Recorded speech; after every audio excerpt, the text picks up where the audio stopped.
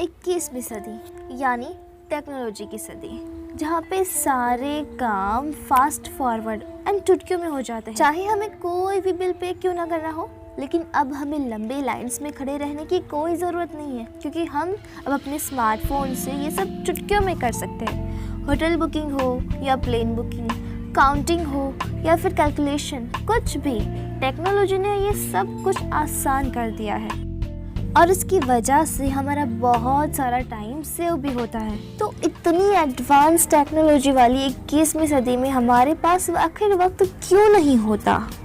क्यों इस fast forward दुनिया में हम इतने ज़्यादा स्ट्रेस में जीते हैं? आखिर क्यों हमें अपनी प्रोफेशनल लाइफ और पर्सनल लाइफ में से किसी एक को चुनना पड़ता है?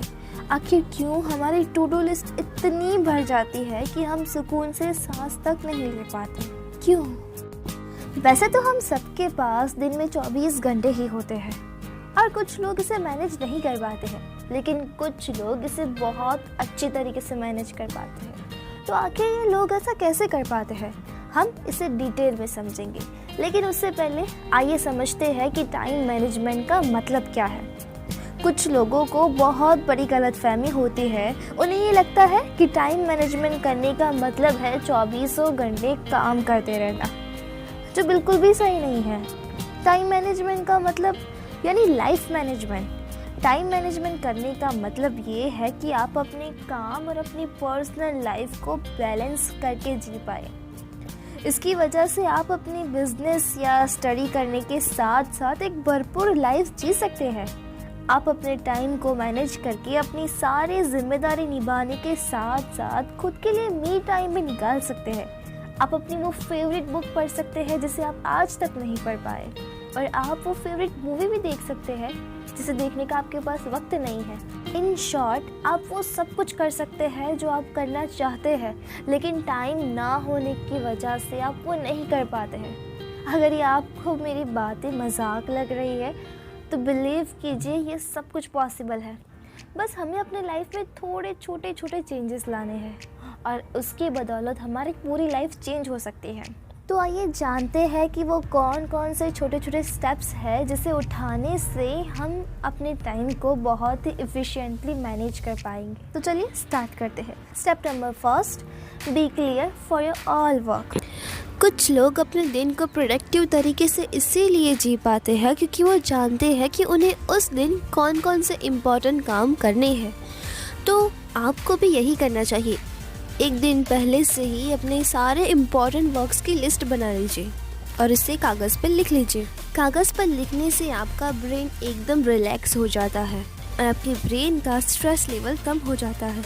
और इससे भी अच्छी बात, जब आप कागज़ पर लिख देते हैं तो उस छोटे से कागज़ के टुकड़े से आपको इतनी ज़्यादा मोटिवेशन एंड इंस्पिरेशन मिलती है कि आप अपने गोल्स को डेडलाइन से पहले ही अचीव कर पाते हैं। Step number 2, plan every day in advance. जब आप फर्स्ट स्टेप को फॉलो कर दें, तब आपको चाहिए कि आप उसे अच्छे तरीके से प्लान कर दीजिए। जी हाँ, बिल्कुल, आपको अपने सारे टास्क को प्रायोरिटी वाइज रैंकिंग कर देनी चाहिए और इसके लिए आप ABCD मेथड का इस्तेमाल कर सकते हैं। तो चलिए समझते हैं क्या है ये ABCD टेक्निक। तो आपको अपने दिन के सारे टास्क को A, B, C या D या फिर E कैटेगरी में डिवाइड करना है। A टास्क वो टास्क है जो बहुत इम्पॉर्टेंट है और उसे आपको किसी भी हाल में पूरा करना ही है। अगर आपके पास 2 या 3 इम्पॉर्टेंट टास्क है तो आप उसे A1, A2 या A3 लिख के प्रायोरिटी दे सकते हैं। B टास्क वो टास्क है जिसे ना करने से कोई नाखुश हो सकता है, किसी को बुरा लग सकता है, लेकिन ये A टास्क जितने इम्पॉर्टेंट नहीं होते हैं। C टास्क वो टास्क है जिसका कोई रिजल्ट नहीं होता है, जैसे किसी से कॉल पे बात करना या किसी के साथ लंच पे या डिनर पे जाना। D टास्क वो टास्क होते हैं जिसे आप दूसरों को सौंप सकते हैं, और E टास्क वो टास्क है जिसे आप छोड़ सकते हैं। ABCD टेक्निक सच में बहुत इम्पॉर्टेंट है, आपको इसका हर रोज़ यूज़ करना चाहिए। यहाँ पे आपको एक गोल्डन रूल बताया जा रहा है, जब तक आपके ए टास्क कंप्लीट ना हो तब तक बी टास्क को छुए भी नहीं। सबसे पहले सबसे इम्पोर्टेंट काम कीजिए और उसके बाद कम इम्पोर्टेंट। एंड दैट्स इट, हमारे दिन की प्लानिंग हो चुकी है। यू नो व्हाट, ये बहुत ही आसानी से हो जाती है और इसमें सिर्फ 10 या 15 मिनट का टाइम ही लगता है, लेकिन इससे आपके दिन के 2 या 3 घंटे तक का टाइम बच जाता है, क्योंकि आप अपने टाइम को ऐसे ही वेस्ट नहीं करते। अब आपके पास एक प्लान है जिसे आपको किसी भी हाल में एग्जीक्यूट करना ही है। तो आइए आगे बढ़ते हैं स्टेप नंबर 3 की ओर, और जो है 80-20 रूल, द पेरेटो प्रिंसिपल। इसके अकॉर्डिंग आपके 20% एक्टिविटी आपको 80% रिजल्ट देती है। चलिए इसे समझने के लिए एक एग्जांपल लेते हैं। आपका 80% टाइम आप अपने 20% फ्रेंड्स के साथ ही स्पेंड करते हैं। आप 80% टाइम अपने 20% कपड़ों को ही पहनते हैं, एंड सो ऑन। तो ये प्रिंसिपल टाइम मैनेजमेंट में हमारे किस तरह काम आ सकता है, आइए समझते हैं। जब आप 10 टास्क की लिस्ट बनाते हैं तो उसमें 20% टास्क यानी 2 टास्क सबसे ज़्यादा इम्पॉर्टेंट होंगे, जो आपको 80% रिजल्ट देंगे, और ये 2 काम बाकी के 8 काम से कहीं ज़्यादा इम्पॉर्टेंट है। जब भी आपके पास कोई टास्क आए तो सबसे पहले उसे चूज़ कीजिए जिससे आपको मैक्सिमम रिजल्ट मिलता है।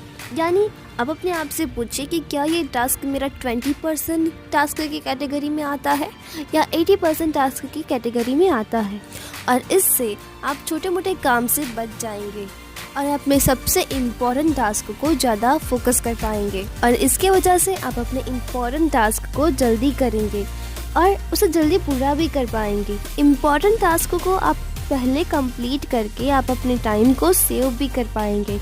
ज़िंदगी में हमारी छोटी छोटी चॉइसेस ही होती है जो हमारी ज़िंदगी को डिफरेंट करती है। आप कम टाइम में बहुत कुछ अचीव कर सकते हैं, और यही से एक्चुअल में चेंज आता है। Step number 4, eat that frog. अब जब आपने अपने 20% टास्क को पहचान लिया है जो आपको 80% रिजल्ट देता है, तो यानी आपको पूरे दिन का सबसे इम्पोर्टेंट और मुश्किल काम यही है। अक्सर हमारी लाइफ का सबसे इम्पोर्टेंट टास्क मुश्किल ही होता है, लेकिन उसके रिज़ल्ट उतने ही ज़्यादा शानदार होते हैं। लेकिन सबसे बुरी बात यही है कि मोस्ट ऑफ द टाइम हम उसी को प्रोक्रास्टिनेट करते रहते हैं। इसीलिए ईट दैट फ्रॉग के ऑथर कहते हैं कि अगर आपको ज़िंदा मेढक खाना हो, यानी दिन का सबसे मुश्किल काम करना हो, तो उसे सबसे पहले खा लीजिए सुबह सुबह। अगर आपको मुश्किल काम करना ही है पूरे दिन, तो सबसे पहले आप उसी काम को कर लो सुबह सुबह ही। अगर आपके पास 2 मेढक है तो सबसे पहले उस मेढक को खाइए जो सबसे ज़्यादा बदसूरत हो।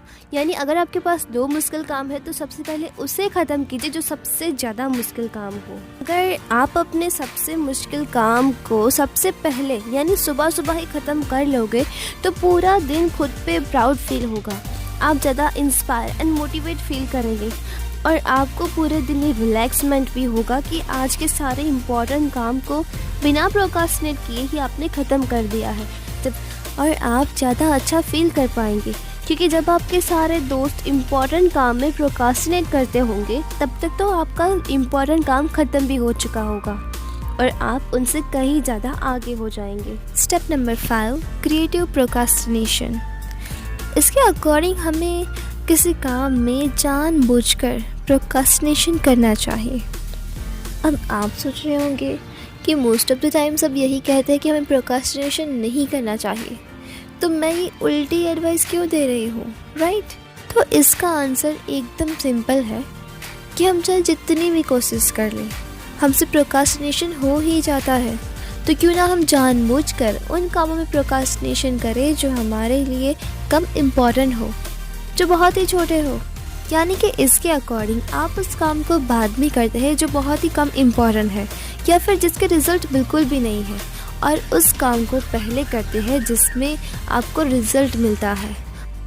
एज एन एग्ज़ाम्पल, आप टीवी देखना कम कर देते हैं, उसके बजाय आप अपनी फैमिली के साथ ज़्यादा टाइम स्पेंड करते हैं, या फिर मेडिटेशन करते हैं, या फिर कोई एक्सरसाइज करते हैं जिससे आपकी हेल्थ भी फिट रहे। यहाँ पे आप टीवी देखने में प्रोक्रास्टिनेशन कर सकते हैं और अपने फैमिली के साथ टाइम स्पेंड करने को ज़्यादा प्रायोरिटी दे सकते हैं। सबसे अच्छे प्रोडक्टिव इंसान और अनप्रोडक्टिव इंसान दोनों के बीच में सिर्फ एक ही फ़र्क होता है, उनके प्रोक्रास्टिनेशन करने की तरीके में। क्योंकि अनप्रोडक्टिव इंसान उसी चीज़ में प्रोक्रास्टिनेशन करता है जो सबसे ज़्यादा इम्पॉर्टेंट होती है।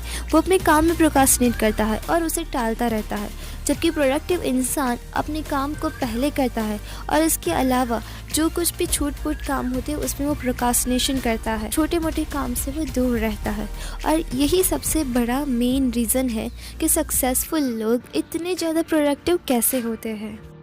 क्रिएटिव प्रोक्रास्टिनेशन करने के लिए आपको ना बोलना भी सीखना होगा। जब भी आपके पास कोई नया टास्क आए जो आपके लिए इतना ज़्यादा इम्पॉर्टेंट नहीं है तो आप मना कीजिए, आप नहीं शब्द को यूज़ कीजिए।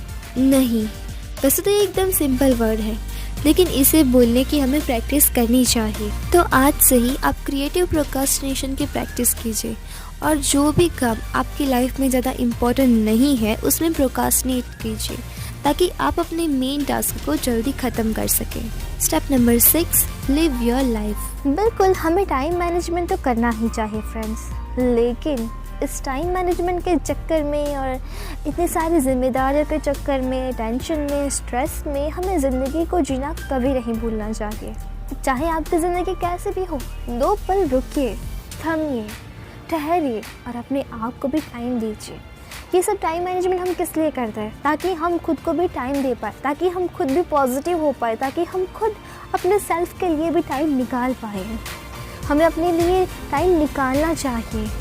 हमें अपने आप को पूछना चाहिए कि क्या हम ये ज़िंदगी जी रहे हैं, उससे हम सेटिस्फाइड तो है, उससे हम हैप्पी तो है, क्या हमारा जीने का पर्पस फुलफिल तो हो रहा है या नहीं। ये क्वेश्चंस हमें अपने आप से पूछना चाहिए और उसके लिए खुद को टाइम भी देना चाहिए। ज़िंदगी कब बीत जाती है हमें पता ही नहीं चलता। ज़िंदगी ख़त्म हो जाती है तब हम अफसोस करते हैं कि हमने काश ये किया होता, काश ये किया होता। वो काश ना आए, इसके लिए आपको रुक के एक लिस्ट बनानी होगी कि आप क्या करना चाहते हैं। अपने ड्रीम्स को लिखिए, उसे फुलफ़िल कीजिए, अपने सेल्फ को एक्सप्रेस करने दीजिए। आप अपनी काबिलियत को अंदर मत दबाइए, उसे बाहर आने दीजिए। ज़िंदगी को जिए, अपने टाइम को मैनेज करने के साथ साथ खुद को भी मी टाइम दीजिए। खुद के लिए भी वक्त निकालिए, अपनी फैमिली के लिए वक्त निकालिए, अपने हस्बैंड, अपनी वाइफ, अपने बच्चों के लिए वक्त निकालिए, उनके साथ टाइम स्पेंड कीजिए। बिकॉज रियल लाइफ का मीनिंग क्या है? क्या हम सिर्फ काम करने के लिए ही पैदा हुए हैं? क्या हम सिर्फ पैसे कमाने के लिए ज़िंदा हैं? बिल्कुल नहीं। हमारा रियल लाइफ का पर्पस तो कुछ और ही है, हमारे जीने का पर्पस तो कुछ और ही है, लेकिन हम इस ज़िंदगी की भागदौड़ में उसे भूल जाते हैं। कुछ टाइम अपनी फैमिली के साथ बिताने से जो सेटिस्फैक्शन मिलता है, वो सेटिस्फैक्शन हज़ारों मिलियन डॉलर्स कमाने के बाद भी नहीं मिलता है। तो अपने आप को रियल हैप्पीनेस से दूर मत रखिए। आपको अपने आप को खुश करने का पूरा हक है, कीजिए। अपने आप के लिए वक्त निकालें, अपनी फैमिली के लिए वक्त निकालें, अपने सपनों के लिए वक्त निकालें, आप जो करना चाहते हैं उसके लिए वक्त निकालें। यही है ज़िंदगी, इसे खुल के जिए।